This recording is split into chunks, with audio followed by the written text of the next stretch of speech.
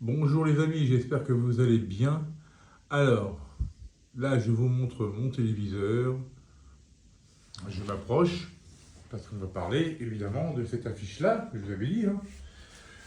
Voilà, vous voyez, Anthony Joshua versus Francis Ngannou. Qui va avoir lieu vendredi 8 mars.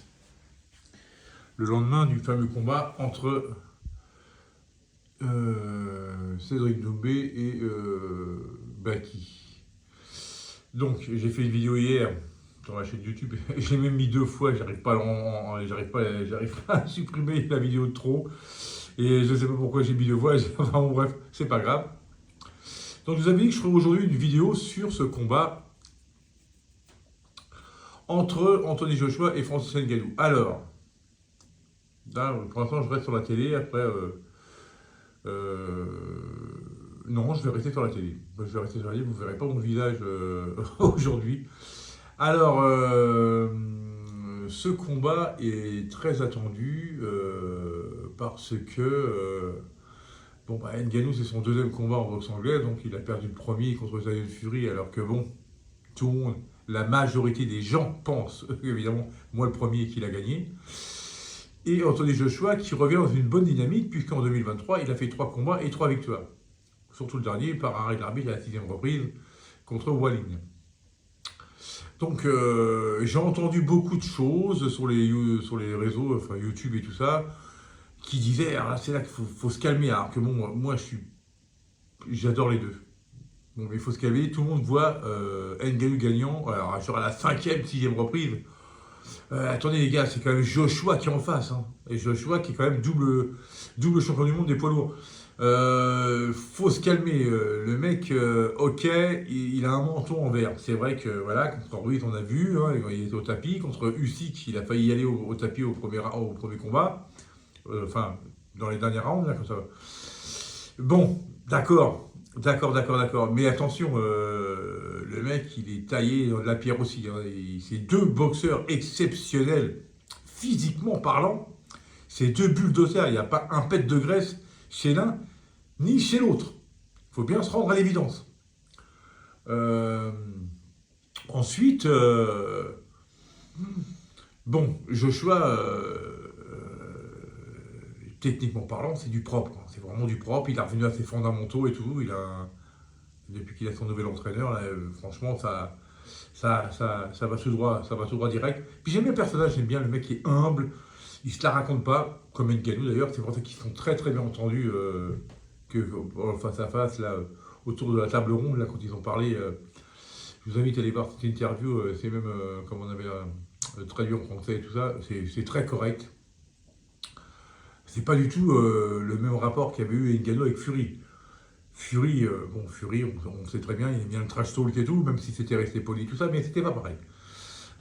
Mais bon, là, je pense que le combat va être très, très, très, très, très serré. Très, très serré. C'est un 10 rounds. 10 rounds, bon. Évidemment que le favori sur papier, comme contre Fury, là, c'est Joshua le favori, c'est normal. C'est normal, le mec a plus de. Je ne sais plus combien il a, enfin bon, il a seulement 3 défaites. Mais bon, techniquement parlant, c'est du propre, c'est du sérieux. Il a le punch aussi. Ngannou, c'est un prédateur. Voilà, lui, c'est un destructeur. C'est un destructeur. Sur un coup, c'est vrai que sur un coup, même pire que Wilder, et pourtant je suis team Wilder à vie, hein. Wilder te sèche, lui il te détruit. Ngannou te détruit. Il touche une fois, il t'arrache la tête. Ça, c'est clair et net. Donc Joshua va falloir qu'il fasse attention à ça. Maintenant sur la technique et tout, je pense que Joshua est supérieur, malgré que ce que Ngannou nous a proposé contre Fury. On en revient tous là, parce que bon, il a fait qu'un combat. Moi, Ngannou, je l'avais vu combattre à l'UFC, mais l'UFC, vous avez les jambes, vous avez la lutte et tout ça, c'est pas pareil, mais on sait que c'est vrai que Ngannou est capable de vous mettre un direct crochet du go, direct crochet du même bras à une vitesse incroyable. Vous voyez vraiment que ce mec-là, c'est vrai qu'il a commencé, quand il vous dit qu'il a commencé par la boxe anglaise, ça, il n'y a pas de doute. Maintenant, sur le combat, parce que je ne vais pas faire une vidéo qui va durer 107 ans non plus, les amis, j'ai du mal à me départager parce que j'aime beaucoup Anthony Joshua. Alors, je suis pro-Wilder, ça, il n'y a rien à dire là-dessus. Comme j'étais pro-Mayweather, ou comme je suis pro-Canelo maintenant, il y a des combattants que Mayweather a combattu que j'aimais bien. Mais j'étais pro-Mayweather. Bon, voilà. Il y a des combattants que Canelo a affronté, comme dernièrement Jermel Charlo. J'adore les frères Charlo, mais je suis pro-Canelo. Voilà. J'aime beaucoup Anthony Joshua, mais Francis Ngannou est camerounais français. Donc je serai du côté d'Ngannou.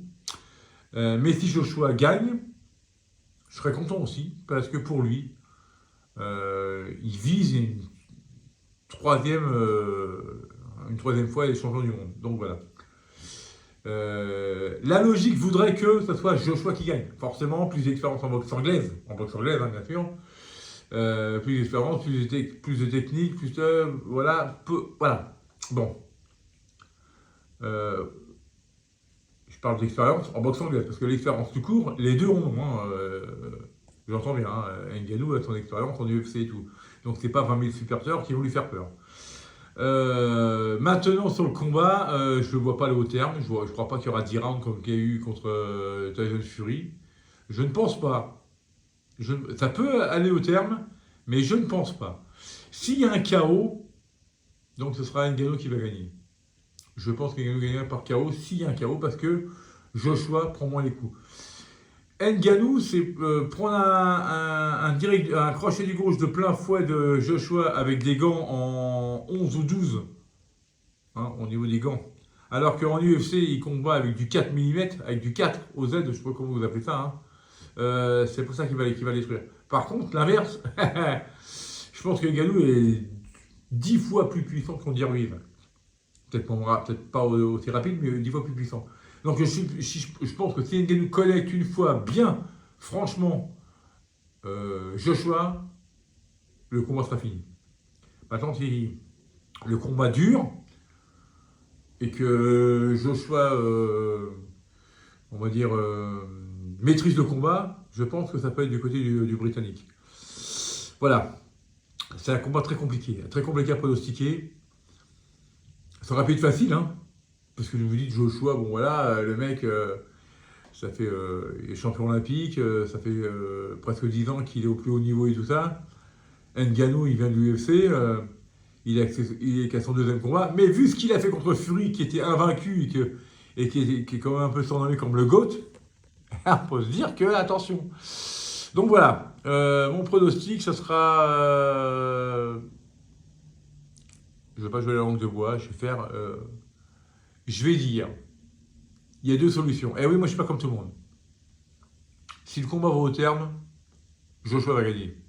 Comme Fury. Mais ça ne sera pas du vol. Fury, c'est du vol. Hein. Parce que Fury était à terre. Par contre, s'il y a un KO, c'est Ngannou qui va gagner. Et s'il y a un KO, je dirais, deuxième partie du combat, je dirais 7e round, Ngannou par KO. Voilà les amis. J'espère que cette vidéo vous aura plu. Je vous invite à mettre un pouce ou à vous abonner en masse. Je vous souhaite à toutes et à tous une superbe fin de journée en ce lundi. Et je vous dis à très bientôt pour une nouvelle vidéo. Allez, ciao, ciao, ciao, ciao. Come on!